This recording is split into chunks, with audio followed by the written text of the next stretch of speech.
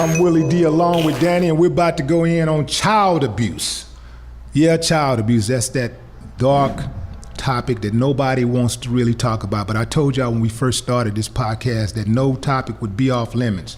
And we're about to go in on child abuse with the founder of Parents Against Predators, Miss Sonia Parker. Hey, what's up, Welcome, Willie D? Thank you. Thank you for coming on the show to share your story. I know you got a lot of information to share with the people. Now, you have the dubious distinction of being the first guest to witness our Good Spire moment. Starting today, we are going to start off every episode on a positive note with a positive story, and we call these stories Good Spire. Today's story comes out of New Jersey. And it goes like this. When a woman realized her Uber driver was an Olympic dad, she decided to send him to Rio. Ellis Hill had never driven his Uber across the river before. However, shuttling a passenger over the bridge to New Jersey was just the latest in a series of firsts for the Philadelphia resident in July. His son, Darryl, a Penn State track and field star, had just made the U.S. Olympic team for shot put on his first try. I was thinking about getting a good bag of popcorn and sitting down to watch it on TV, said Hill. But his passenger on that Uber trip, Liz Willick, had other ideas. I was just crushed because any good parent would want to see their son or daughter compete as an Olympian. I said, Ellis, you're an Olympic father. You need to go. Willick, who works for a company that transports medical patients to and from clinical trials, quickly realized she could use her professional connections and experience to fund and plan a trip to Rio for him. After consulting with Ellis's son, Darryl, Willick launched a GoFundMe campaign to send the Olympian's father to Rio. The effort raised $8,200, easily exceeding its $7,500 goal. Ellis, who has never traveled outside of the country before, said that he's ecstatic to have the opportunity to watch his son compete in the Olympic Games. Now that's a story for you. I love it, man. That's what I'm talking about. Danny, what the hell are you doing over there? I'm listening. Are you with me? I'm listening. What you think about the story? I mean, I heard the story. I mean, you know, I know you like good stories. I mean, I'm just listening to you talk like every show. Just be going. So I thought you'd be like, yo, Lord, yeah, that's beautiful. No, I mean, I think it's cool, but it's a lot of parents that don't get to watch their kids. I think it's nice of that person to just go out their way and set that up.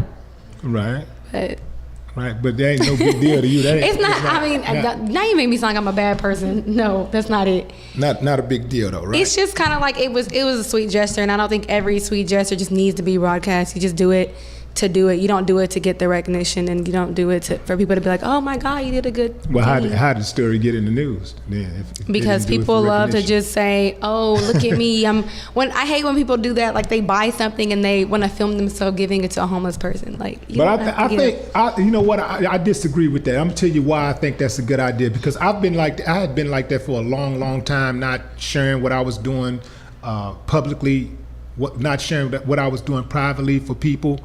But it's important that people see that, because not only does it let people see the other side of you, the giving side of you, it may inspire other people to also give and to engage in those random acts of kindness.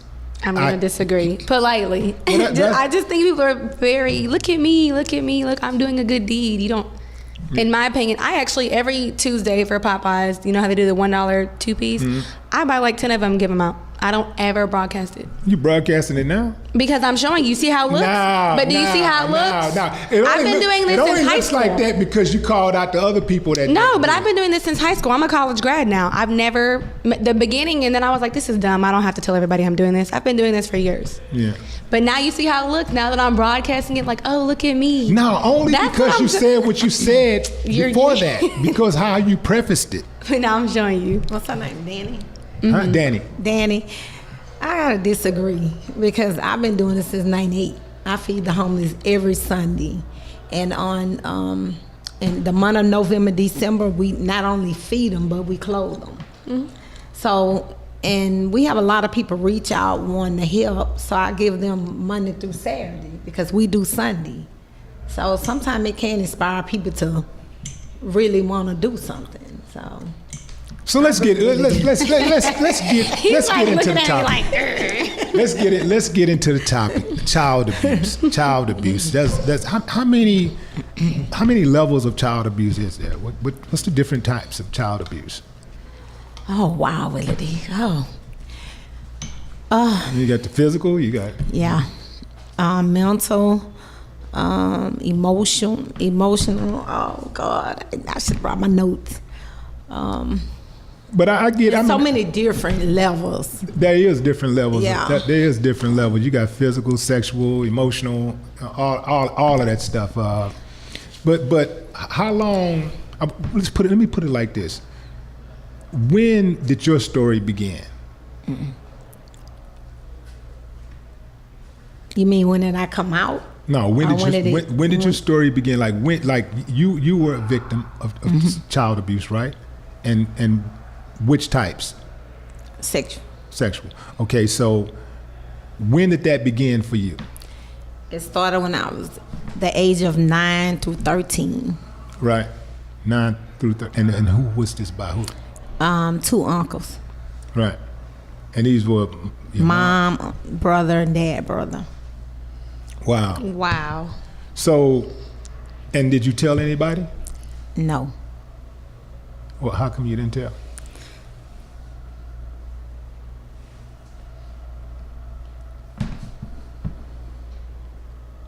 And this was a long time, and you're still struggling to tell this story. And this is what you do, but you're still struggling.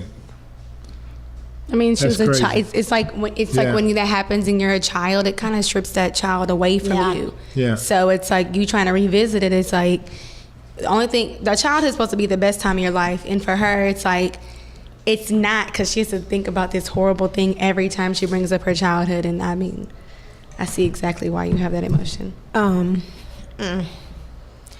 didn't even talk about it till 2009 when I moved back from Germany, and I started Parents Against Predators, and I talked about it a little brief. It was a brief interview with 26. And after I did the interview, then all my family was like, who was it? And they want to know who was it and why I didn't tell and all that. And I still didn't tell. I didn't release the names. I just kept it inside. And what really hurt me is my mom and dad both died in 2003, and they didn't know. So that really hurt me. And I just went on. And then when the story came out, when I turned 50, that was this year, in April, my story aired the Father Time. It's a good 50. I would have never guessed. For me, I would have never guessed. I don't look like what I've been through. Wow. And I just really let the Father Times go ahead and put it out. Father Times newspaper. Yes. Yeah. So, have you seen your assailants since you've been an adult? Yes. Like I was telling my friend over there, I was telling her, we feed the homeless every Sunday. Mm-hmm. So one of the uncles is homeless. And every time I see him, I hide. To this day? Yeah. And so what do you think about the women, just the victims, period, because they're all guys too who experience this, who come out after years and years and years, and they just come out and they put them on blast and say, yeah, you did this to me. For them, I think it's okay. I think they should, but for me, it's like I'm still dealing with it. You don't want to relive it? I don't think I really want to just say the names because of the family, my family. And you know what? That right there proves you have a good heart, because most people would be like, he did this, your husband is this, your dad is this. They'd be on everybody's news station. For you to say that you don't want to be that person takes a strong woman, because I don't know how. I probably would air everything out. Yeah. I would too. I'd give their ass up. I mean, I have no love. Especially if they have children. It's like, I don't give a damn. I don't care what they got. I don't care what they got. They're going to get some time, or they're going to get some, they're going to get some slugs in their ass or something, of a real talk. I mean, I ain't playing. I think that's one of the most egregious things that you can do to a person. You take an innocent child and steal their whole childhood, and it carries on. It carries over. But you know what? Your show is so real, so I just want to put this out and say this, at the age of 9 and 13, you get so used to it, you start thinking it's right. And it's wrong. Right. And it's hurtful. It's hurtful to think about, like, yeah. These my uncles, and they making me have sex with them. So it's still like. And you don't want to upset the family dynamic. You don't want to get them in trouble. I just don't want the embarrassment. It's like I'm still embarrassed. I'm still ashamed. Even though I just started going to therapy, I just started going to counseling after 50 years. Yeah. Wow. It's just. It's hurtful. It's shameful, and this is real. This happens every day, and I get a lot of people saying, "Oh, well, not my family, or not this coach, or not my brother, not my dad." Yeah, your own dad, your own uncle, your own aunt, they do this. Mm-hmm. It's actually crazy because I had conversations with friends, and you wouldn't realize how many people had gone through something, whether it's actually them getting touched or their uncle's like, "Ooh, you sexy." Yeah. You would never, like, I have so many friends, when I talk to them, I'm like, what the hell? Like, all of y'all have been through something. Yeah. That's true. It's bad. Like, I didn't know that so many of the women in my family had been abused until, I'm talking like maybe 10 years ago. I mean, they just keep it, and for my family, and it was an uncle, low down at, I mean, hey man, I'm sorry, man, for my aunts and uncles and cousins and everybody who still love his ass. I don't have no love for him, so I say his damn name. I don't care. I don't feel like he deserved to be protected. And he did. He died. Mm-hmm. He died just before I killed him. You know what I'm saying? I ain't lying. Lord. I was gonna take him down. You know what I'm saying? He was still at it, almost to death. He was still at it, and he almost got it. If it wasn't for my cousin, I'd have had it on my record. I was not playing with him. I just don't have. I just think these cats people need to stop protecting these dudes. And for my family, they sheltered him from one family to the next, knowing what he was, because like the women in the family, the grown women, they knew what he was doing. His sisters knew, all his sisters that he lived with, they knew what he was doing, and they protected him.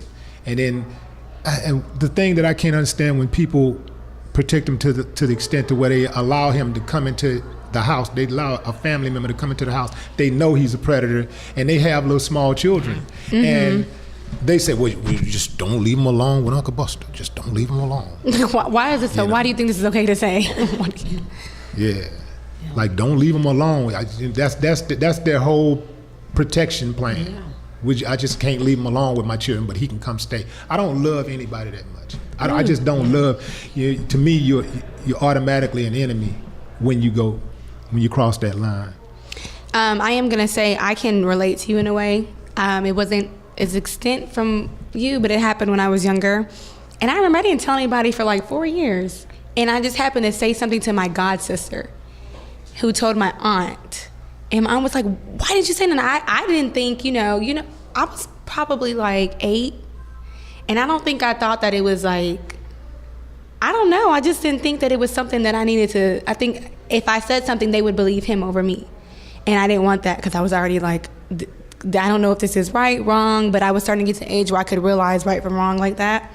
I didn't say anything because I was just like, if he says it didn't happen, so I'm gonna keep it to myself.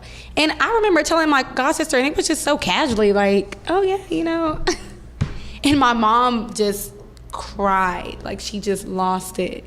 And she wasn't even with the guy anymore. It was years later. So I definitely get where you're coming from, why you didn't say nothing and why you're just now finding it okay to say something. Mm-hmm. Even though this is 30 plus years later. Did you have other siblings in the household at the time? Yes, but it was like I was the target. Mm. Are you sure that they wasn't also Did they abused? know at the time, or did you not even tell them until you got older? No, no one knew till 2009 that it was going on. And I don't think they was the target, but I know I have other cousins that my uncle was sleeping with. I found that out. They didn't come out and tell me, but I kind of found it out through somebody else. But how did you? This is what I want to know, because I want this conversation to be as candid as possible, because I know that somebody is watching this show right now and they're going through it right now, and they don't know how to get out. They don't know, and they're looking at you saying, "Hey, they want that information. They're like, give me some solutions. What should I do?" For that, young girl that's out there, even a young boy that's out there that might be going through it. What could you tell them? They have to tell somebody that they trust that can help them to get this person away or get this person locked up. And that's what I say now. You have to speak out. You have to tell someone. You have to tell someone, because if you don't, they would be like me. I held it in. Right. And this person was going around doing other people the same way. Right. Now, what is something parents should look for in a child? Because some kids might not watch this, but what's like a sign a parent who is watching could probably pick up and just think like, okay, something has to be going on with my child? Some of the signs that distant, angry, to they self a lot.